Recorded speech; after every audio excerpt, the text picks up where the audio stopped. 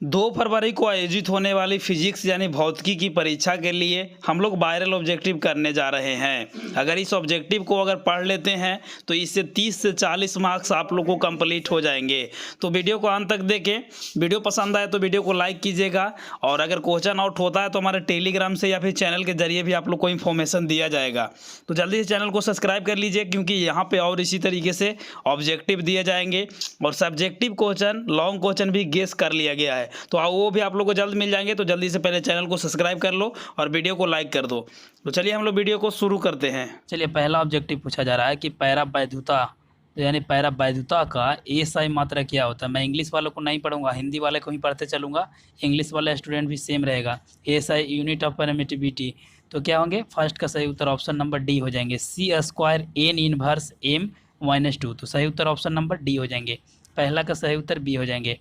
2 question number बोला जा रहा है कि आवेशित संधारित्र की दोनों पट्टियों के कुल आवेशों का योग होता है।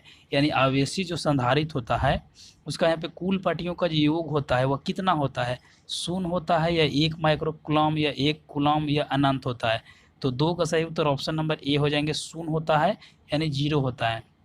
इंग्लिश वाले को भी sum of charge 2 plates of a charge capacitor is, तो क्या होंगे? 0। चलिए, 3 नंबर बोला जा रहा है कि धारावाही चालक के अंदर इलेक्ट्रॉन की गति होता है in the motion electron inside the current carrying conductor. तो कितना होता है?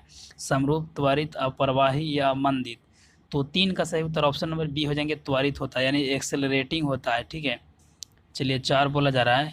4 भी काफ़ी इंपॉर्टेंट क्वेश्चन है। बोला जा रहा है कि वायु में स्थित इकाई धन आवेश को घेरने वाली सतह से निकलने वाले संपूर्ण विद्युत फ्लक्स का मान होता है।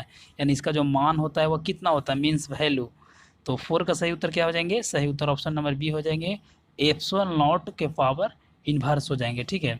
ऐसे इसका फार्मूला होता है 1/ε0। इसको इन्वर्स में ले जाएंगे तो क्या हो जाएंगे? ε0 के पावर इन्वर्स हो जाएंगे। तो सही उत्तर ऑप्शन नंबर बी हो जाएंगे। चलिए, नेक्स्ट क्वेश्चन पे चलते हैं। तो नेक्स्ट क्वेश्चन बोला जा रहा है कि 5 कि बिंदु आवेश से दूरी यानी r दूरी पर विद्युत विभव का जो मान होता है वह कितना होता है? तो 4 ऑप्शन दिए गए हैं। पहला ऑप्शन में है r के अनुक्रमानुपाती, r के व्युत्क्रमानुपाती, r² के अनुक्रमानुपाती और r² के व्युत्क्रमानुपाती।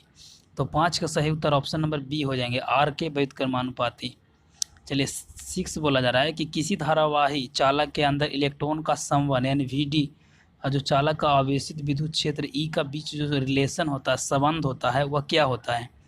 तो 6 का सही उत्तर ऑप्शन नंबर ए हो जाएंगे, VD समानुपाती E हो जाएंगे। क्या हो जाएंगे? VD समानुपाती क्या हो जाएंगे? E के हो जाएंगे। सही उत्तर ऑप्शन नंबर ए हो जाएंगे। पूरा एक्सप्लेनेशन अगर चाहिए तो नीचे कमेंट कर दो, मैं बतला दूंगा। अब देखो, 7 क्वेश्चन नंबर पूछा हुआ है। क्वेश्चन नंबर था कि 64 समरूप बूंदे को प्रत्येक की धारिता 5 माइक्रोफराड है, तो मिलाकर एक बड़ी बूंद हम लोग बनाते हैं। तो बड़ी बूंद का जो धारिता होगा वह कितना माइक्रोफराड होगा? तो 7 का सही उत्तर ऑप्शन नंबर क्या हो जाएंगे? डी हो जाएंगे, 20 माइक्रोफराड। तो सही उत्तर ऑप्शन नंबर डी हो जाएंगे। चलिए, 8 बोला जा रहा है कि विभव मापी से मुखाता मापी जाती है। तो काफ़ी इजी क्वेश्चन है। इसका जो इसको मेजर किया जाता है विभव मापी से, वो किस चीज़ को?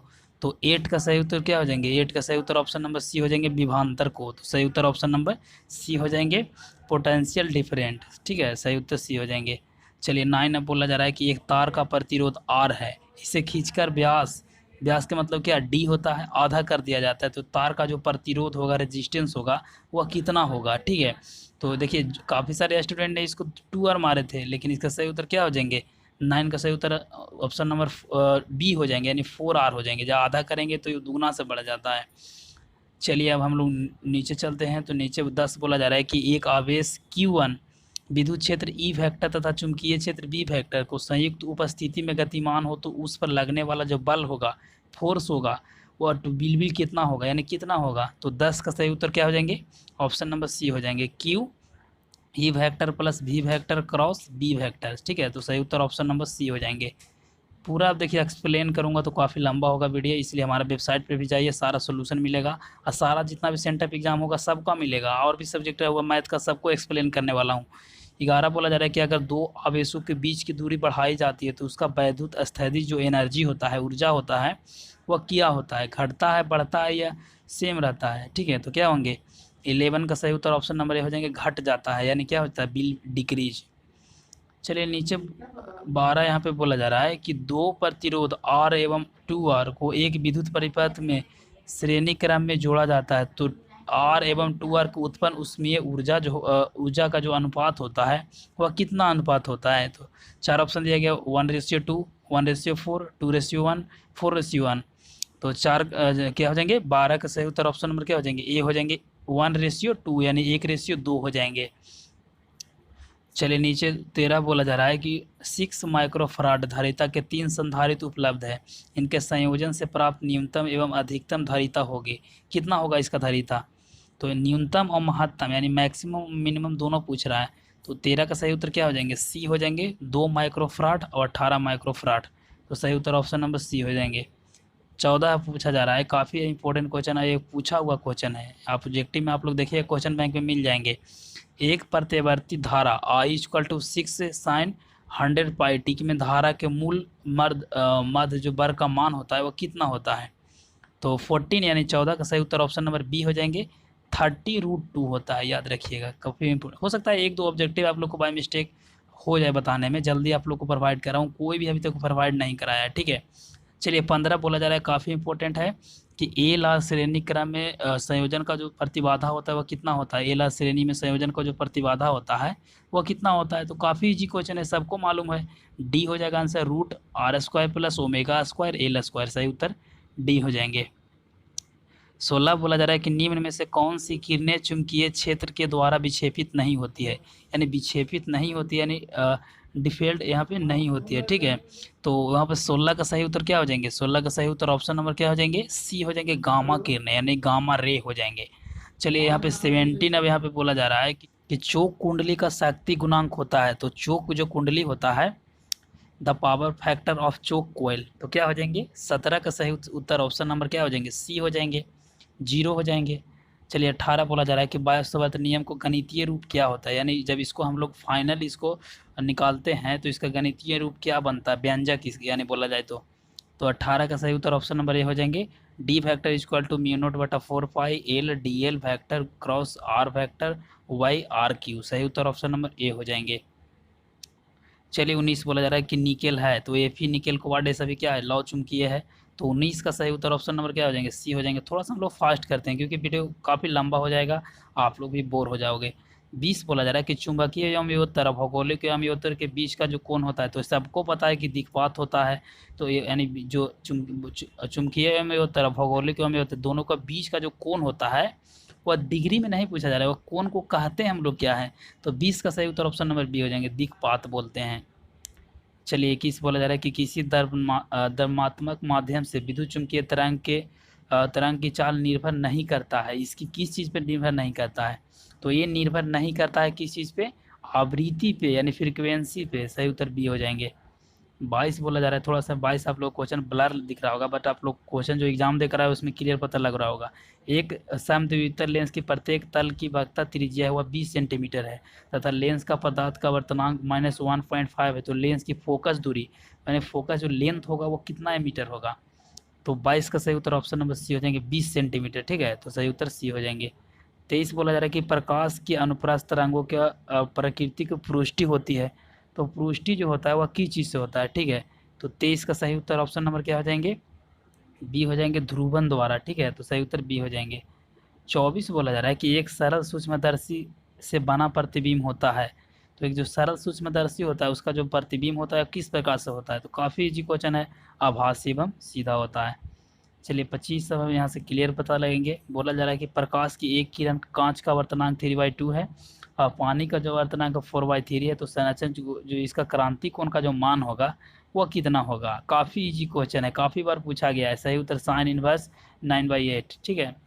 अब देखो इसको पूरा एक्सप्लेन करूंगा तो लंबा हो जाएगा, ठीक है, इसलिए आप लोग आंसर मिलाते चलो। 26 बोला जा रहा है कि एक दीर्घ दृष्टि यानी दूरदृष्टि वाले व्यक्ति को कौन सा लेंस को प्रयोग करना चाहिए। तो हम लोग जो हमारा रेगुलर स्टूडेंट है उनको पता होगा कि 2 में चाहिए बाबू 3 और 3 में चाहिए 4। अब इसका मतलब क्या हुआ पता होगा आप लोग को, तो अच्छी बात है, नहीं पता है तो जान लीजिए।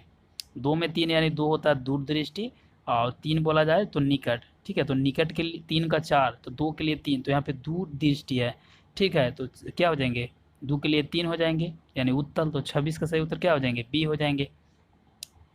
रेगुलर व्यूअर को यही फ़ायदा होता है, ठीक है। तो आप लोग रेगुलर बने रहने के लिए चैनल को सब्सक्राइब करके घंटी भी दबा दो, ठीक है।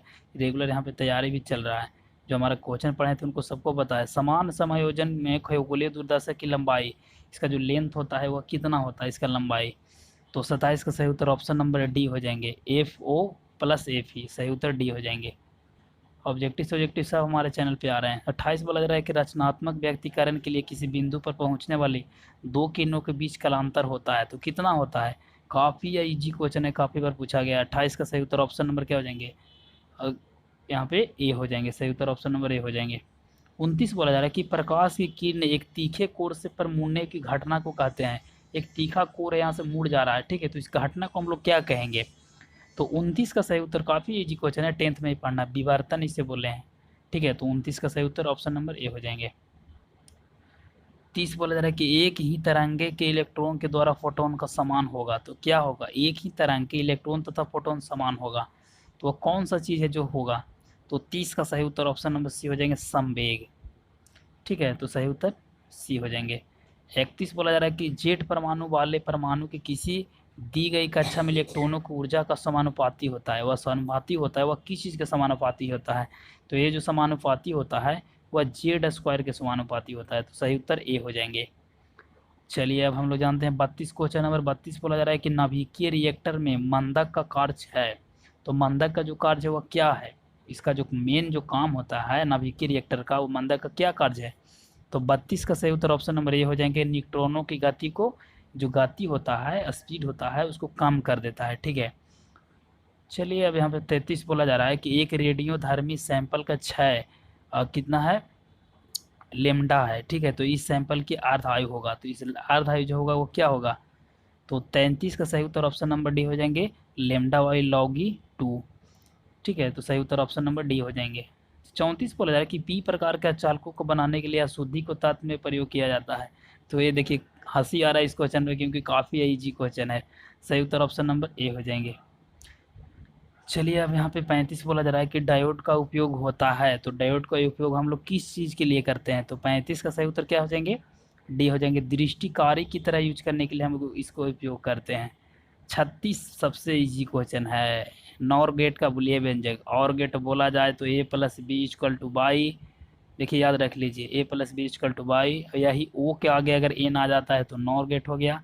और नॉर गेट में A + B = बाई ही होगा, लेकिन ऊपर में एक बार इसे चढ़ जाता है, ठीक है। तो सही उत्तर क्या हो जाएंगे, यहाँ पे देख लो ऑप्शन कौन सा सही है, ठीक है। तो 36 का क्या हो जाएंगे, डी हो जाएंगे। चलिए 37 बोला जा रहा है कि ए और बी के बीच समतुल धारिता। देखिए ये क्वेश्चन आप लोग देखे होंगे 2019 वाला, तो उसमें शायद क्वेश्चन बैंक में दिया हुआ है। इसका सही उत्तर सी होता है, 20/9 माइक्रोफराड, याद रखिएगा। 38 बोला जा रहा है कि दशमलव प्रसार में 25 की द्विधारी। तो 25 का बाबा आप लोग निकालने के लिए हम पहले भी बतला चुके हैं, रेगुलर व्यूअर को पता होगा। तो क्या हो जाएंगे, सी हो जाएंगे। निकालेंगे तो काफ़ी लंबा, 110012 हो जाएंगे, ठीक है। सही उत्तर ऑप्शन नंबर सी हो जाएंगे। निकालने के लिए मैं आप लोगों को सिखा दूंगा। 39 बोला जा रहा है कि टीवी प्रसारण के लिए आवृत्ति का परास होता है वह कितना होना चाहिए। तो ये भी क्वेश्चन पूछा हुआ ही क्वेश्चन है। मैंने बोला था कि क्वेश्चन जो क्वेश्चन बैंक से ही पूछे जाएंगे। 39 का सही उत्तर भी हो जाएंगे, 30 से 300 kHz, सही उत्तर बी हो जाएंगे। कहीं कहीं अलग अलग भी रहता है। 40 बोला जा रहा है कि मॉडल वह युक्त है जो प्रयुक्त होती है। तो किस लिए प्रयुक्त होता है मॉडम को। तो मॉडम को आप लोग को पता होगा, काफ़ी इंपॉर्टेंट क्वेश्चन है, डी हो जाएंगे, डीमॉड्यूलेशन के लिए। मॉडम का जो हम लोग प्रयोग करते हैं वह डीमॉड्यूलेशन के लिए, सही उत्तर बी हो जाएंगे। 41 बोला जा रहा है कि नाभिकीय अभिक्रिया में संरचित भौतिक राशियां हैं। तो बतला सकते हो, काफ़ी इंपॉर्टेंट क्वेश्चन है। सही उत्तर डी हो जाएंगे, सभी। क्या हो जाएंगे, सभी का मतलब कूलावेश भी, कोणीय संवेग, रेखीय संवेग, यानी सभी। 42 बोला जा रहा है कि निम्न में से कौन सी प्रकाशीय तंतु में प्रयुक्त होता है। तो पूर्ण आंतरिक परिवर्तन, प्रकीर्णन, विवर्तन, अपवर्तन, ठीक है। तो 42 का सही उत्तर ए हो जाएंगे, पूर्ण आंतरिक परिवर्तन।